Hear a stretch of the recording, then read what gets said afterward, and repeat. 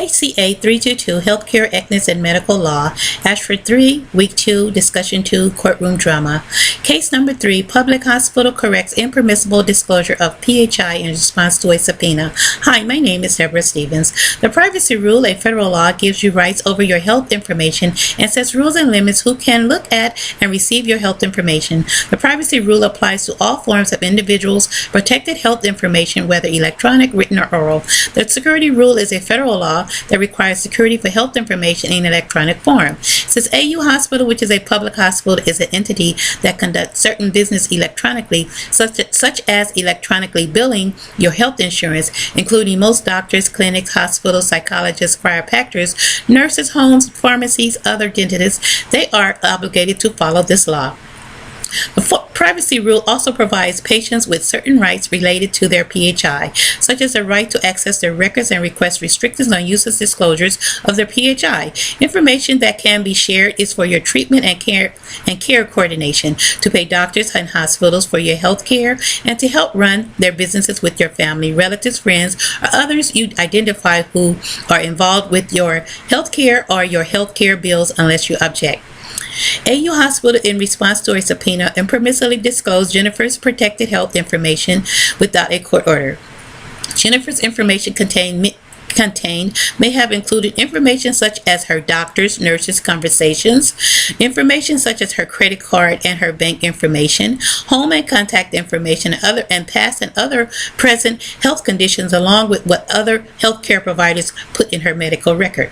AU Hospital did not exercise their policy, if any, which should have safeguarded the protection of her health information being given out improperly by ensuring that their employees did not disclose any information to anyone who was able to view and access her information. Furthermore, AU Hospital did not notify Jennifer first and foremost before providing her health information to any.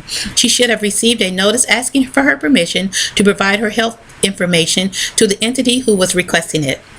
They should have had her written consent on file, giving them authorization for such release of her information could be shared.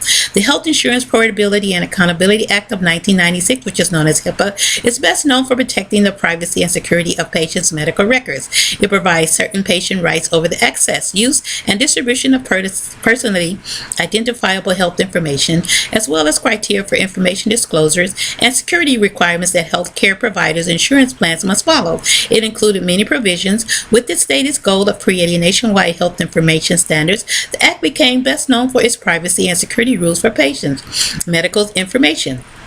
Among the types of information regulated by HIPAA are medical histories, diagnosis images, test results, treatment plans, insurance eligibility, claims, and bill payments.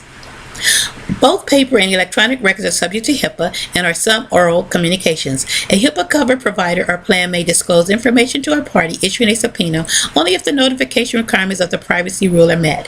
Before responding to the subpoena, the provider or plan should receive evidence that there were reasonable efforts to notify the person who is the subject in the information about the request, so that the person have a chance to object to the disclosure or seek a qualified protective order for the information from the court.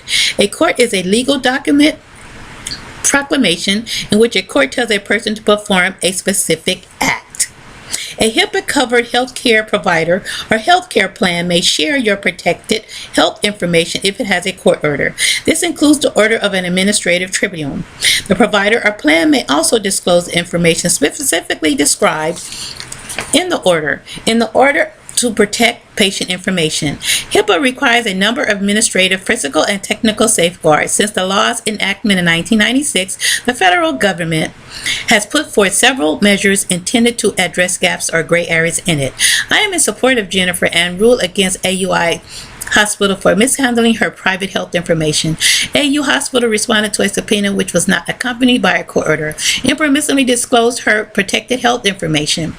The hospital failed to determine that reasonable efforts had been made to ensure that Jennifer's PHI being sought received notice of the request and or failed to receive satisfactory assurance that the party by seeking the information made reasonable efforts to secure a qualified protective order.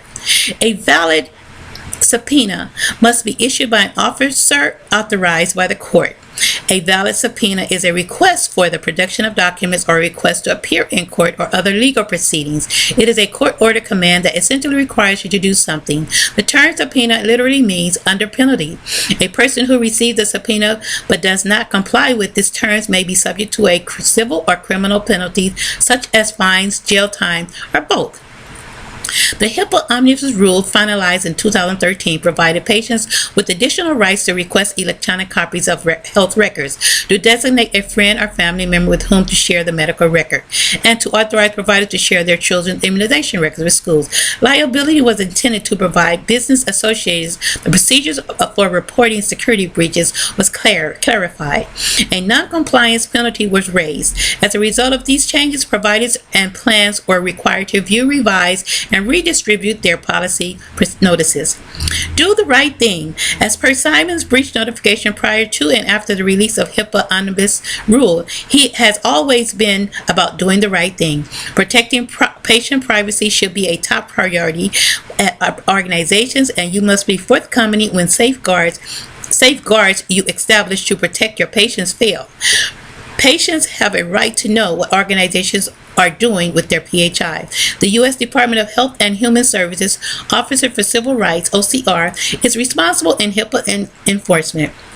I ruled that this should be an open and closed case due to my findings regarding lack of authority or permission to disclose Jennifer's health information.